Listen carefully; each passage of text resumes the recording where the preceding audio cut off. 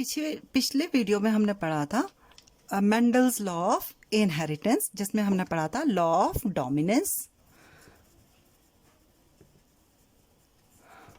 और law of segregation, जिसको हमने कहा था प्योरिटी ऑफ गैमीट्स। ठीक है, ये दोनों लॉ जो हमने पढ़े थे ये मोनोहाइब्रिड क्रॉस में पढ़े थे। मोनोहाइब्रिड क्रॉस क्या होता है? जो हम एक टाइम पर एक ही कैरेक्टर, एक ही जीन के बारे में पढ़ेंगे, एक ही जीन को हम अंडरस्टैंड करते थे, तो to study the single gene, single gene और इसकी जो दो फॉर्म्स होती है एलील, उसके बारे में बात किया था। इसमें हमने सिंपल सा जरा सा बताती हूँ, तो हमने लॉ ऑफ डोमिनेंस में किया था कि जब हमने टॉल को रिसेसिव टॉल से टॉल कैरेक्टर को ड्वार्फ के साथ क्रॉस करवाया था, तो हमारी F1 जनरेशन में हाइब्रिड टॉल बने थे, सारे के सारे फिनोटिपिकली हमें क्या दिख रहे थे? टॉल F1 जनरेशन में। जब हम इनका सेल्फ क्रॉस पॉलिनेशन किया था तो हमें फिनोटिपिकली जो थे सारे के सारे तीन जो थे हमें टॉल दिखे थे और एक हमें ड्वार्फ दिखा था। जीनोटिपिकली एक प्योर टॉल था, दो हाइब्रिड टॉल थे और एक जो था हमारा ड्वार्फ था। ठीक, और इसमें हमने कहा था कि दो जो जीन की दो फॉर्म्स होती हैं, दो एलील्स होते हैं, उसमें से एक जो होता है वो डोमिनेट करता है और दूसरा जो है अपने को एक्सप्रेस नहीं कर पाता फिनोटिपिकली, उसको हमने रिसेसिव कहा था। जैसे कि इसमें हमारा टॉल जो था वो डोमिनेंट है और जो ड्वार्फ है वो क्या है? हमारा रिसेसिव है। ड्वार्फ जो है रिसेसिव है। ये तो सिंपल सा हमारा मेंडल का जो हमने पढ़ा था। और सेग्रीगेशन में हमने पढ़ा था कि ड्यूरिंग रिप्रोडक्शन, ठीक है, ये जो गैमीट्स फॉर्मेशन होती है इसमें जो इनका 2n होता है ये n में हो जाता है, तो जो गैमीट होते हैं वो प्योरली ट्रू होते हैं, वो ना हेट्रोजाइगस होते हैं ना होमोजाइगस होते हैं, वो प्योर होते हैं। मतलब आइदर टॉल का उनके पास जीन होगा या ड्वार्फ का एलील होगा। ठीक, अब आते हैं मोनोहाइब्रिड क्रॉस में ही इनकम्प्लीट डोमिनेंस। ठीक है, इनकम्प्लीट डोमिनेंस में क्या है कि हमारे जो ऑफस्प्रिंग्स बने उसके जो दो एलील्स हैं, ठीक है, वो डोमिनेंट है एक दूसरे के ऊपर, वो अपना अपना असर दिखा रहे हैं, उनको कोई रिसेसिव है ही नहीं उसमें। मतलब neither of two alleles of a gene being dominant over other, दोनों के दोनों डोमिनेंट है, कोई भी रिसेसिव नहीं है। सो दैट किस तरीके से? When both of them are present together a new phenotype is formed. ठीक है, दोनों ही अपना जब एक साथ हैं तो क्या करेंगे?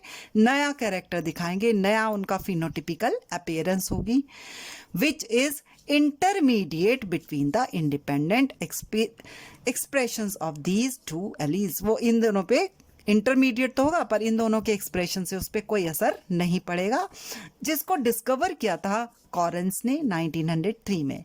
इसका सबसे अच्छा एग्जाम्पल था हमारा डॉग फ्लावर, जिसको हमने स्नैप ड्रैगन कहते हैं, और इसका साइंटिफिक नेम होता है एंटीरिनम मेजस। इसमें रेड फ्लावर के डॉग फ्लावर्स जो थे उनको जब हमने वाइट के साथ क्रॉस कराया तो हमारे जो हाइब्रिड बने वो मेंडल के हिसाब से रेड ना होकर के पिंक थे। ठीक है, उसमें कोई ब्लेंडिंग नहीं हुई, मतलब ये नहीं हुआ कि रेड और वाइट मिलके जी पिंक बन गए। तो वो नेक्स्ट जेनरेशन जब हमने इसकी कराई, सेल्फिंग कराई इनकी, तो हमें एक रेड मिला, दो पिंक मिले, एक वाइट मिला, बिल्कुल मेंडल के जीनोटिपिक रेशो के हिसाब से। तो मेंडल ने कहा था कि लॉ ऑफ सेग्रीगेशन होता है ड्यूरिंग गैमीट फॉर्मेशन, ये एलील फॉर्म्स क्या हैं? अपने अलग अलग हो जाते हैं गैमीट्स में। यहाँ पर भी यही हुआ, ये गैमीट फॉर्म में अलग अलग हुए। मींस ब्लेंडिंग तो एलील्स की हुई नहीं है कि हमने कहा, जैसे हम कहते हैं कि रेड कलर के साथ वाइट मिलाओ जी पिंक हो जाता है, वो काम तो नहीं था। मतलब दोनों के दोनों अपने को एक्सप्रेस कर रहे थे।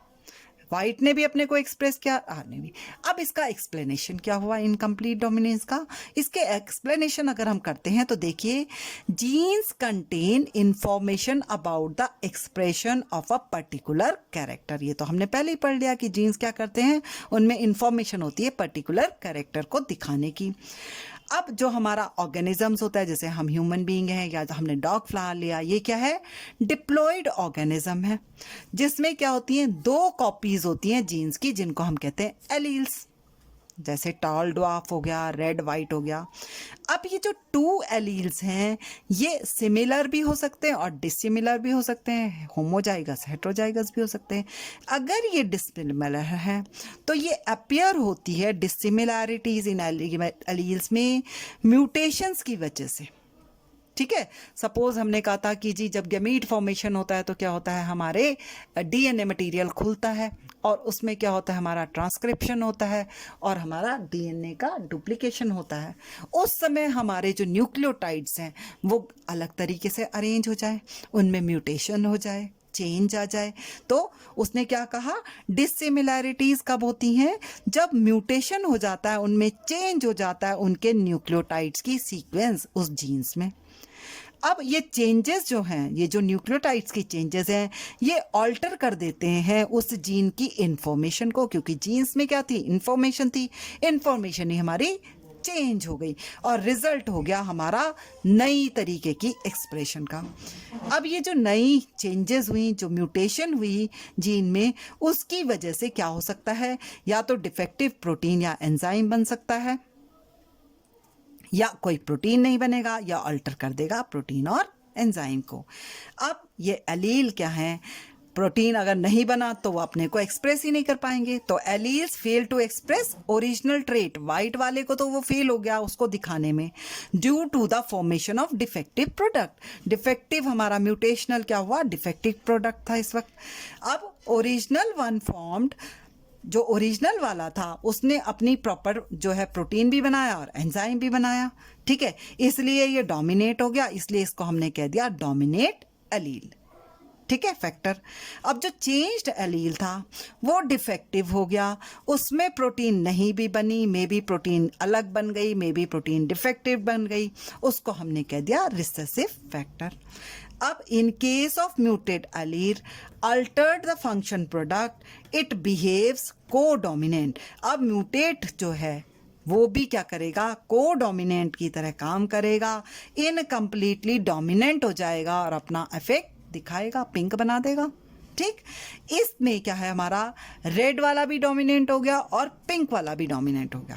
ठीक है, इसलिए इसमें हम दोनों एलील्स को, म्यूटेंट एलील को और जो हमारा ओरिजिनल एलील था, उन दोनों को हम कहते हैं इक्विवेलेंट एलील पेयर।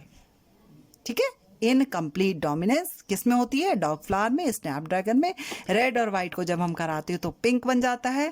ठीक, पिंक जो है उनकी ब्लेंडिंग की वजह से नहीं हुआ है, जीन में म्यूटेशन की वजह से हुआ, और वो म्यूटेशन ऐसी हुई कि जो नया जीन बना, जिसको हमें रिसेसिव कह रहे थे, वो इस तरीके से बना कि वो भी डोमिनेंट है, इस वजह से नया हमारा ट्रेड बना पिंक।